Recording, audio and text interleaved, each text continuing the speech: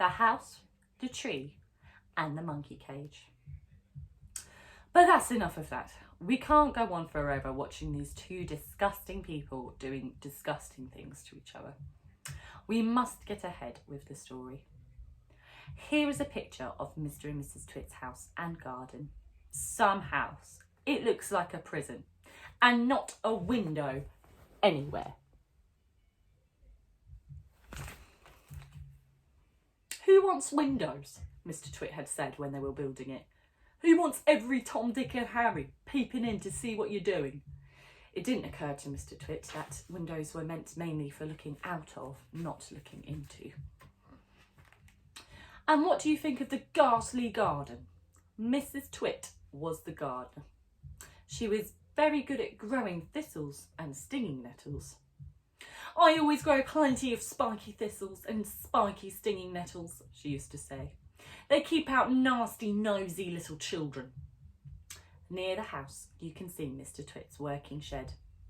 To one side, there is the big dead tree.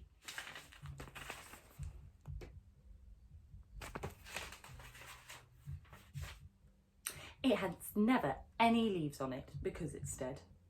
And not far from the tree, you can see the monkey cage. There are 4 monkeys in it.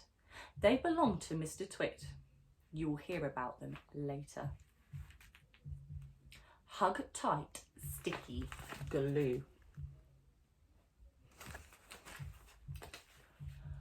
Once a week on Wednesdays, the Twits had bird pie for supper. Mr. Twit caught the birds and Mrs. Twit cooked them. Mr. Twit was good at catching birds. On the day before Bird Pie Day, he would put the ladder up against the big dead tree and climb into the branches with a bucket of glue and a paintbrush. The glue he used was something called Hug Tight, and it was stickier than any other glue in the world. He would paint it along the tops of all the branches and then go away. As the sun went down, birds would fly in from all around to roost for the night in the big dead tree. They didn't know, poor things, that the branches were all smeared with horrible Hug Tight. The moment they landed on a branch, their feet stuck, and that was that. The next morning, which was Bird Pie Day, Mr. Twit would climb up the ladder again and grab all the wretched birds that were stuck to the tree. It didn't matter what kind they were.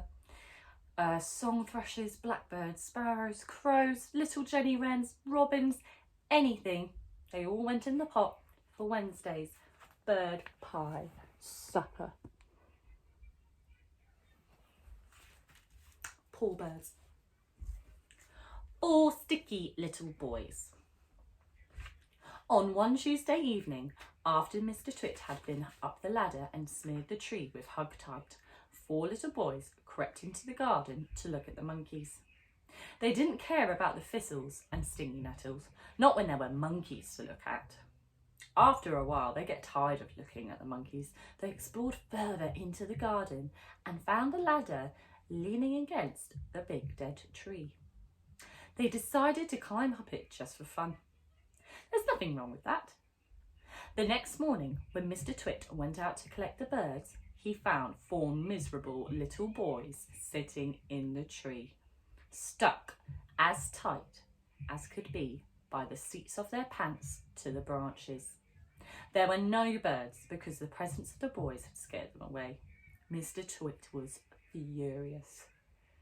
"As there are no birds for my pie tonight," he shouted, "then I'll have to be boys instead." He started to climb the ladder. "Boy pie might be better than bird pie," he went on, grinning horribly. "More meat and not so many tiny little bones." The boys were terrified.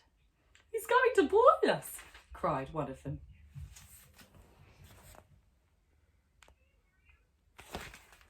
"He'll stew us alive," wailed the second one. "He'll cook us with carrots," cried the third. But the 4th little boy, who had more sense than the others, whispered, "Listen, I've just had an idea. We are only stuck by the seats of our pants. So quick, unbutton your pants and slip out of them and fall to the ground.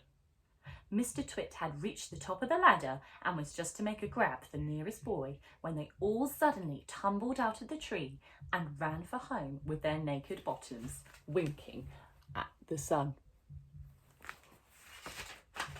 The Great Upside Down Monkey Circus. Now, for the monkeys. The 4 monkeys in the cage in the garden were all one family. There were Mugglewump and his wife and their 2 small children.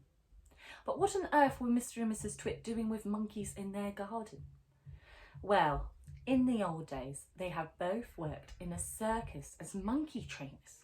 They used to teach monkeys to do tricks and to dress up in human clothes and to smoke pipes and all the rest of that nonsense. Today, although they were retired, Mr. and Mrs. Twit still wanted to train monkeys. It was Mr. Twit's dream that one day he would own his first great monkey upside down circus in the world. That meant that the monkeys had to do everything upside down. There they are doing things upside down. They had to dance upside down on their hands with their feet in the air.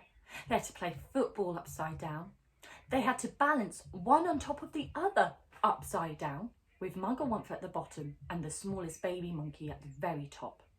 They even had to eat and drink upside down, and that is not an easy thing to do because the food and water has to go up your throat instead of down it. In fact, it's almost impossible, but the monkeys simply had to do it, otherwise they got nothing. All this sounds pretty silly to you and me. It sounded pretty silly to the monkeys too. They absolutely hated having to do this upside down nonsense day after day. It made them giddy, standing on their heads for hours on end. Sometimes the 2 small monkey children would faint with so much blood going to their heads. But Mr. Twit didn't care about that. He kept them practicing for 6 hours every day, and if they didn't do as they were told, Mrs. Twit would soon come running with her beastly stick. Right, everyone, thank you for listening. Please come back next time and we'll see what happens in the next few chapters of the Twits.